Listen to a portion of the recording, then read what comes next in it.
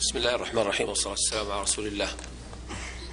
أنا رجل أعمال، ولكنني أعترف في هذه اللحظة أننا مقصرين في دعم الشباب.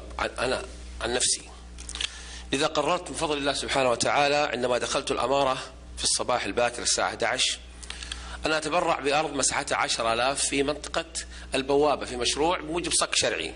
ثم لما حضرت الاجتماع الأول مع سموكم الكريم قبل فترة بسيطة ساعات، قررت أن أزيدها 10 إلى 20,000. ثم بعد ما سمعت الشباب عملتها 30,000. ثم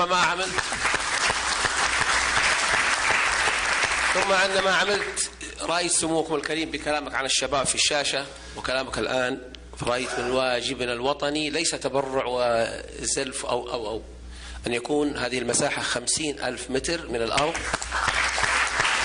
لشباب مكة، تكون وقفا من وقاف الله تعالى تمثل الأمانة ما شاءت بطريقتها التي تراها في تنظيمها، وسأدفع عليها مبدئيا 2 مليون ريال لتصوير هذه الأرض ملكهم الخاص وأتنازل فيها.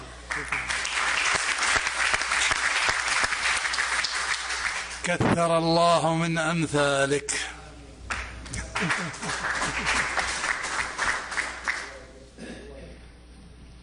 في سؤال ثاني؟ طيب، أنا شاكر ومقدر، وإلى الأمام أيها الشباب وأيها الشيوخ من رجال الأعمال. هذه قدوتكم سمعناها في هذا اليوم. شكرا لكم. شكرا.